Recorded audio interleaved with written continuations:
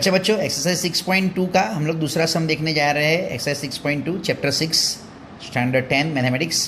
Question है हमारे पास, E and F are points on the sides P Q and P R respectively of triangle P Q R. For each of the following case state whether E F is parallel to Q R और not.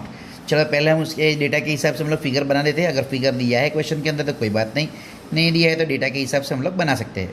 जैसे कि मैंने ये draw कर दिया triangle E N F R on sides, ठीक है। तो ये पी क्यू ले लिया, E N F are points on the sides P Q and P R. तो पी क्यू ये रहा, मैंने ले लिया ई यहाँ पे, एफ मैंने यहाँ पे ले लिया। चलो अपना तो इतना बन गया।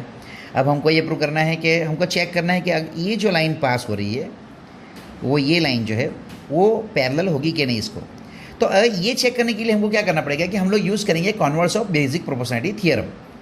अच्छा, converse of basic proportionality theorem क्या है मैं आपको एक बार बता देता हूँ कि converse of basic proportionality theorem का मतलब ये होता है कि अगर कोई लाइन ट्राइंगल की दो साइड को इंटरसेक्ट करे और उसके जो सेगमेंट्स जो बनते हैं वो अगर रेशियो में है, मतलब P E upon E Q is equal to P F upon F R, अगर ये रेशियो सेम आते हैं तो फिर हम लोग बोल सकते हैं कि भाई converse of basic proportionality theorem E F is parallel to Q R. ठीक है, तो हमको क्या चेक करना है असल में, ये प्रूव करने के लिए, चेक करने के लिए हमको ये चेक करना है कि ये रेशियोज इक्वल है या नहीं। चलो तो सबसे पहला डेटा हम लोग ले लेते हैं। सबसे पहला डेटा है हमारे पास P E is equal to 3.9 centimetre है और ई क्यू हमारे पास 3 सेंटीमीटर है। ठीक है, फिर पी एफ भी है हमारे पास, तो हम लोग पहले लिख देते हैं P E upon E Q. चलो ये क्या हो गया है भाई, 3.9 अपॉन 3, सीधी सी बात है 1.3 आ गया, या हम लोग लिख सकते हैं 13/10। ठीक है, चलो अब दूसरा डेटा क्या है देख लेते हैं।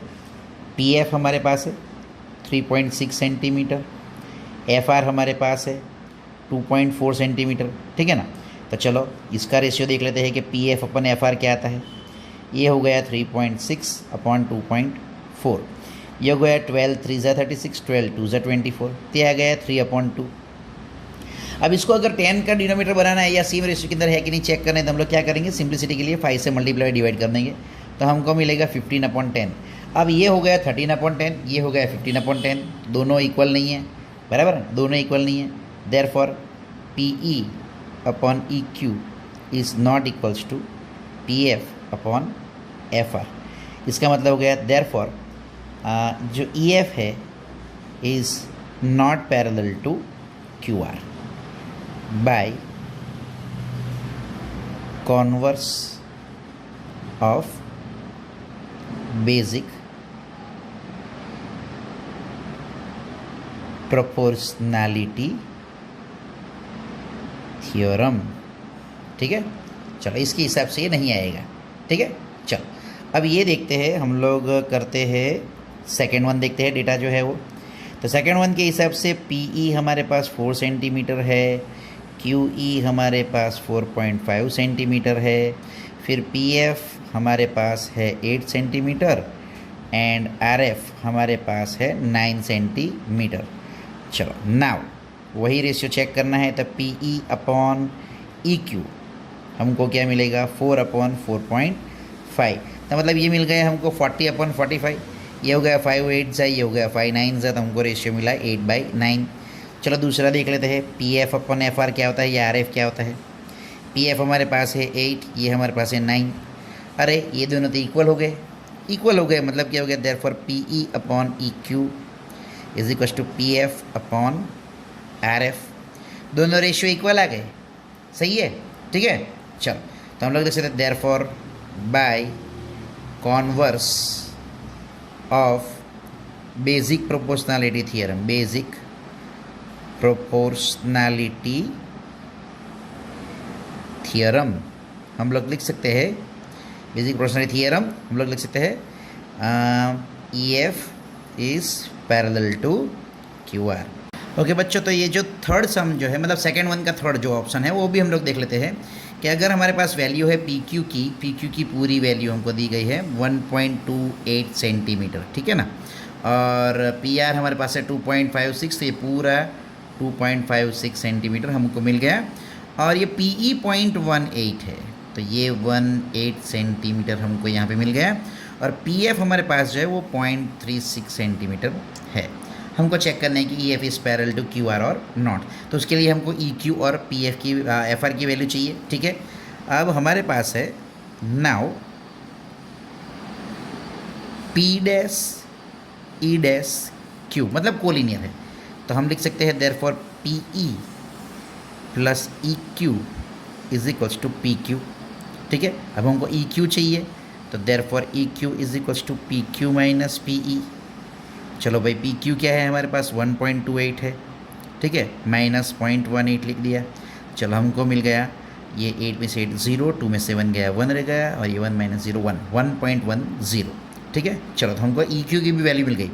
नाउ रेशियो ले लेते हैं, P E upon E Q क्या आएगा भाई 0.18 अपॉन 1.10। ये दो डेसिमल दोनों निकल जाते हैं तो 18 अपॉन 110 आ जाएगा।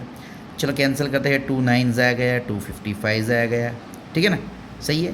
तो ये हो गया 9/55। अब कुछ कैंसिल नहीं होगा, इसको ऐसे ही रहने देते हैं। अब इसकी बारी है। ऑल्सो हमारे पास क्या डेटा दिया गया है, हमारे पास एक डेटा है कि P dash F dash R, P dash F dash R दिया है हमको। तो अगर P dash F dash R दिया है तो हम लोग लिख सकते हैं कि P F plus F R is equals to P R, ठीक है ना। तो हमको एफ आर फाइंड करना है, तो F R is equals to P R minus ये हो गया पी एफ, ठीक है।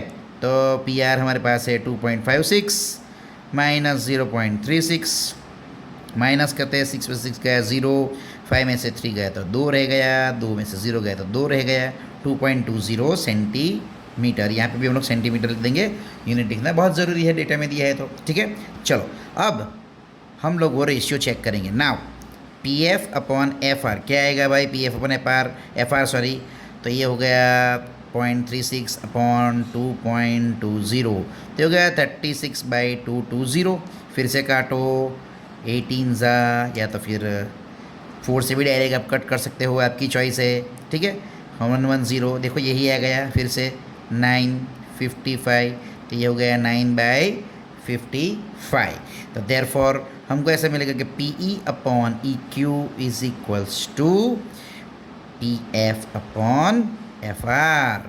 Therefore by converse of basic proportionality theorem, basic proportionality theorem हमको क्या मिलेगा भाई, हाँ हमको मिलेगा E F is parallel to Q R, sorry Q R, B कहाँ लिख रहा हूँ भाई, बी बी बी बहुत आता है नहीं, क्यू आर आएगा, क्यू आर, ठीक है। चलो ओके।